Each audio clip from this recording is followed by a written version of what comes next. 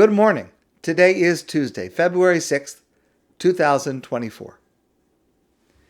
It's not clear from the ADATH Dibros, the Ten Commandments that we read this past Shabbos in the Parsha of Yisro.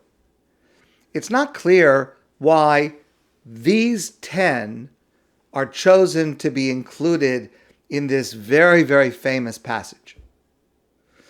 It's certainly not because these 10 are any more important than any other mitzvos. Just to give one example, there's a mitzvah in the Torah, not in the Ten Commandments, V'ahavta l'reacha kamocha, love your fellow as you love yourself, about which Rabbi Akiva famously says, Zeh klal gadol b'Torah. The whole Torah rests on this. This is the most fundamental and important concept in the entire Torah. That's not in the ADATH Dibros. So we don't know clearly why these 10 are chosen to be included. Many opinions. One approach is that these 10 form a sort of an outline, and that all 613 commandments in the Torah can be categorized as falling into the category of one of those 10. That's one way to explain it. But however you explain the selecting of these 10, they are clearly meant to be followed by the rest of the 603, making up a total of 613. And that just leads to the following question. Why, of all the subjects in the Torah, is the portion of Yisro followed by this week's Torah Parsha, the portion of Mishpatim? The subject of Mishpatim, which is our judicial system, is not even mentioned in the ADATH Dibros in the Ten Commandments. I would assume that somehow there's got to be a logical order. Once we have these 10, now let's get on with the business of going through the rest of them. But why choose this particular parsha to be the immediate follow-up after the first 10? I've shared several answers to this in the past, and today I'd like to share another one with you, and that is, in fact, the Torah is proceeding in a very organized fashion. In fact, the Torah, after God speaks the ADATH Dibros, the Ten Commandments, then starts by explicating number 1. Now, this approach I learned from Rabbi Elimelech Bluth. Anochi Hashem Elokecha. I am the Lord your God. That's number 1. That's how it begins. Well, we hear these words. We learn these words. Hopefully, we accept them as truth with certainty. That there is a God, that God is involved in our lives, that God holds us accountable and responsible. We all say Shema Yisrael. And when we say Shema Yisrael, we are Mamlich HaKadosh Baruch Hu. We are asserting that God is our sovereign. In the phrase of our rabbis, we are Mekabel Ol Malchus Shamayim. We accept upon ourselves the responsibility of all the commandments that our sovereign, that Hashem, has commanded us. And when we say the word Echad, Shema Yisrael, Hear, O Israel, Hashem Elokeinu Hashem Echad, the Lord our God, the Lord is one. We are marich the Echad. We extend, we lengthen the sound of that word Echad, one, to emphasize that God is one. That everything from all directions is all one God. Everything is just one God.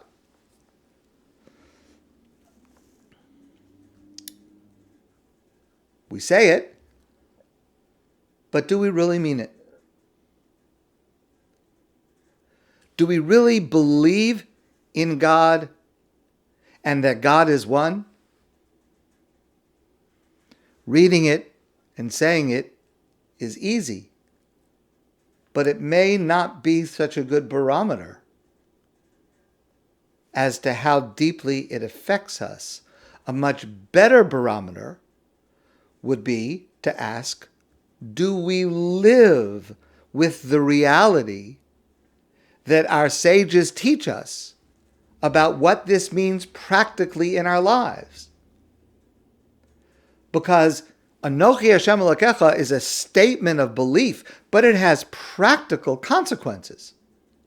Are we not only saying it, but are we acting it? Just to use one example. Our sages tell us, Mizonosav shel Adam ketzuvim lo min Rosh Hashanah. On Rosh Hashanah, God decides how much income, how much material possessions each of us will have during the current year.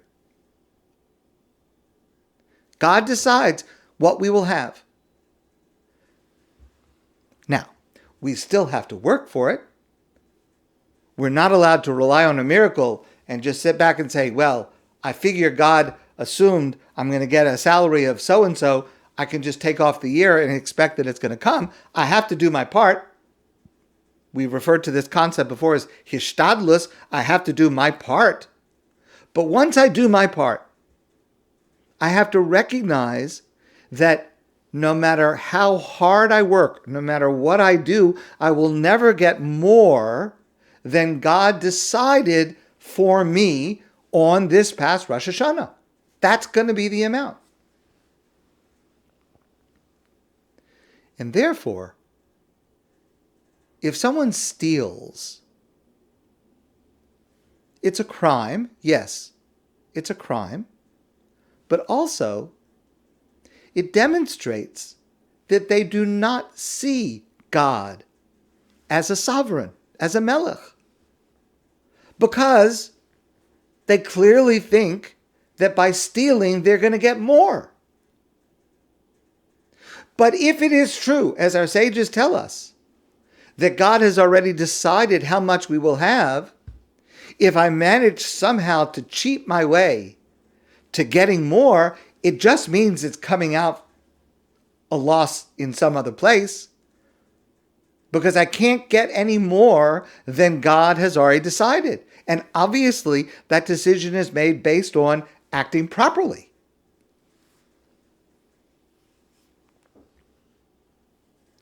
Stealing is not just wrong, it doesn't help.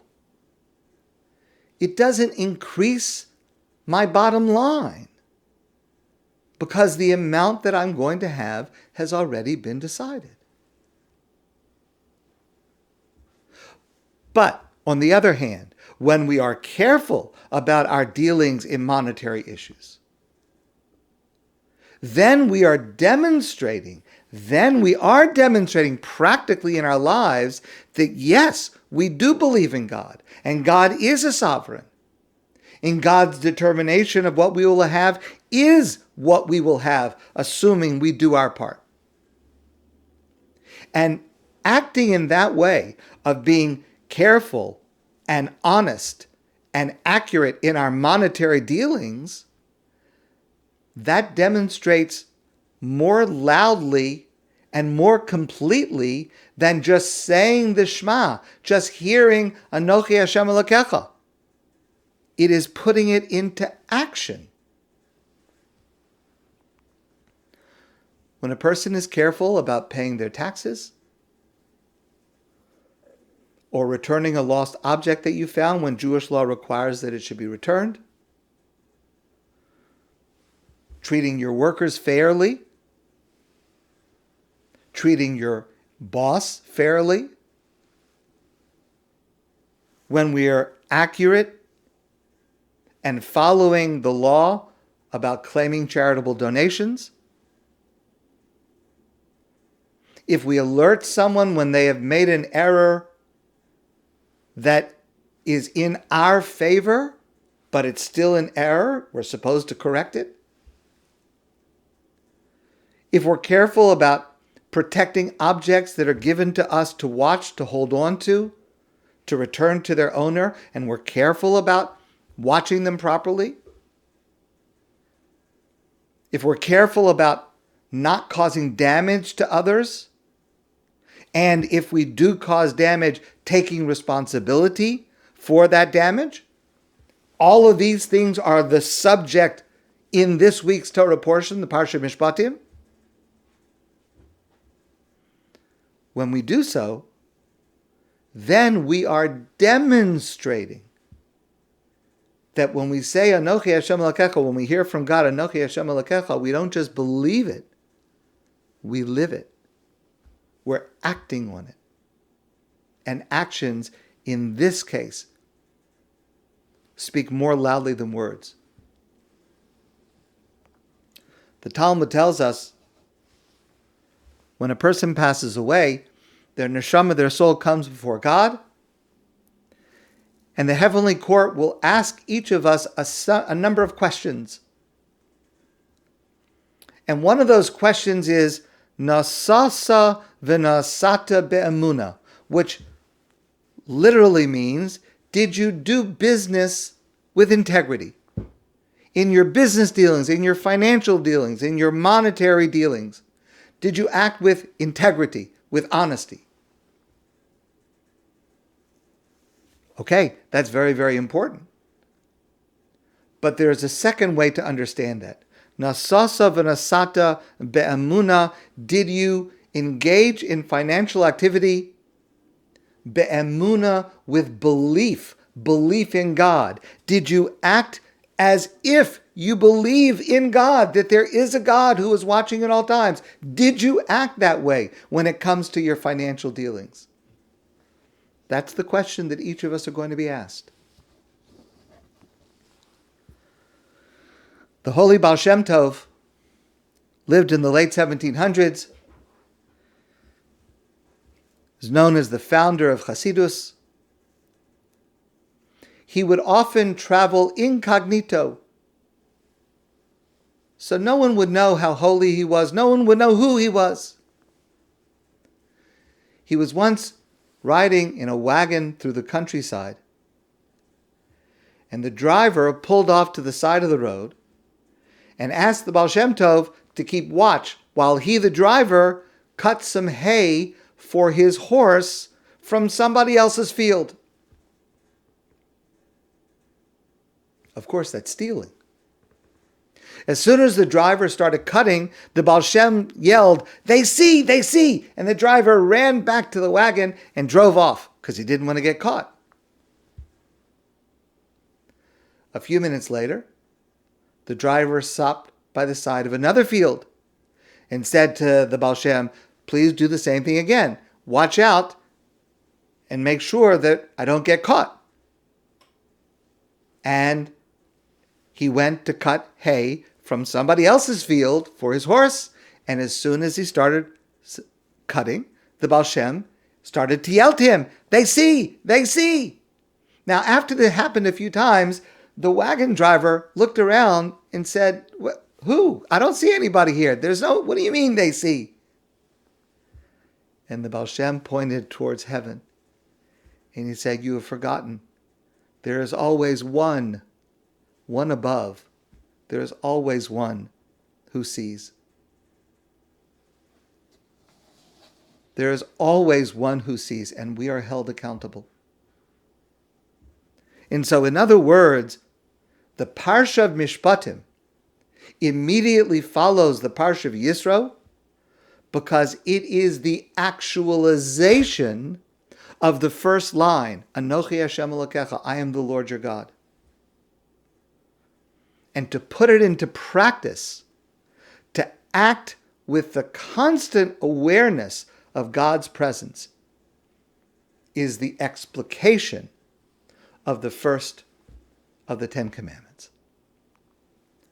My friends, I wish you a great day, and I look forward to seeing you soon in person.